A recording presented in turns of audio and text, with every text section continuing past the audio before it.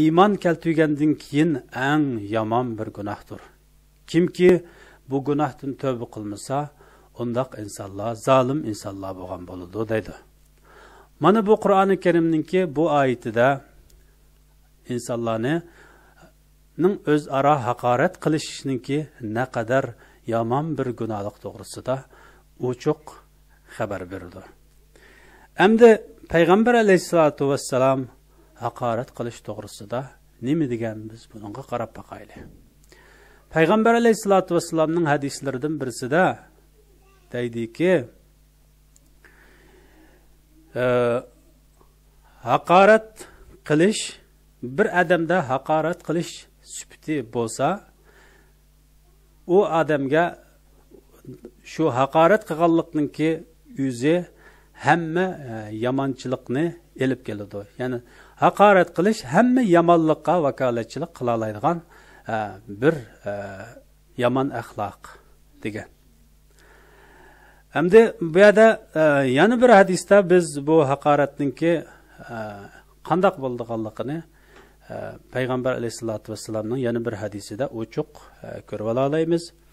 Payg'ambar alayhisolatu vassalam haqorat to'g'risida degan, kimki uning qalbida zarrichilik, takabburlik, zarrichilik, boshqalarni mansitmaslik, boshqalarni haqorat qilishdan iborat bir yomon axloq bo'lsa, u jannatga kirmaydi degan.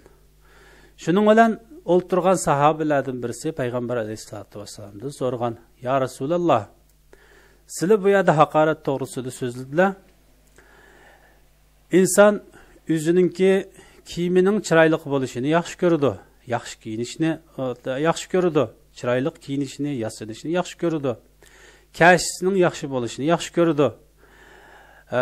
Bu haqoratga kiramdi deganda, Payg'ambar alayhisolatu vassalam deganki, Allah chiroylidir, Allah go'zaldir, Allah chiroylilikni, go'zallikni yaxshi ko'radi. Bu yerdagi haqorat deganimiz haqni ittirib etish, musulmonlarni haqorat qilish degan. Unda bo'lgankan, har qanday musulmon bu haqorat qilish, masxir qilish degan bu illatdan o'zini yiroq tutishi lozim. Allohning Payg'ambar alayhisolatu vassalamning bu to'g'rida bergan ta'limotlarga chuqum amal qilishi lozim. Uningdan keyin haqorat to'g'risida Payg'ambar alayhisolatu vassalam mundaq deydi: bir odam yana bir odam bilan bir talash tortishga tushib qolsa yoki uningga haqorat nazarda qarasa, uningdan keyin u to'g'risida palonining gunohini Alloh hargizmi mag'firat qilmaydi deb uni ma shaklda haqorat qilmasin deydi.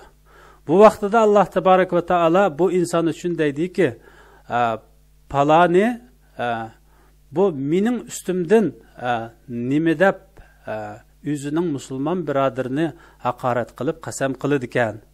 Men bu haqorat qilg'uchining mening ustimdan qasam qilg'uchininki gunohini kechirmayman, haqorat qiling'uchining gunohini kechiraman deb bu hadisda yanilam haqorat qilishninki yomonligini Payg'ambar alayhisolatu vassalam bizga ochiq yuritib bergan.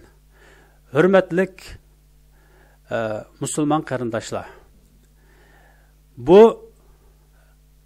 axloq babida so'zlashimiz albatta musulmon inson uchun bo'libmi Uyg'ur musulmonlari uchun nihoyatda muhim bo'lgan bir tema.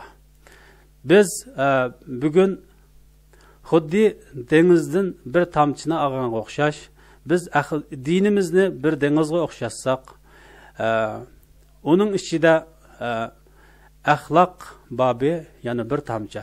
Bugun biz so'zlaganimiz yana shu tomchiningmi necha ming kichiklatilgan hassidan iboratdir. Albatta bizning dinimizning musulmon insonning axloqini go'zallashtirish uchun to'sqan cheklagan narsалары albatta ko'p, buyurgan buyruqlarımı albatta ko'p. Biz keyingi qatimda bu mazmunlarga chunqurlab kirib, yanımı texmo har qaysinglarga atrofliq ma'lumot berishga tirishimiz. Allah hammamizni güzel axloq bilan axloqlangan musulmonlarning jumlasidan qilsin. Hammamizni dunyoda bütün insoniyatga foyda yetkazadigan, ziyon yetkazmaydigan insonlarning jumlasidan qilsin. Allah hammamizni hidoyat yo'liga boshlasin. Va axiru da'vana alhamdulillahi robbil alamin.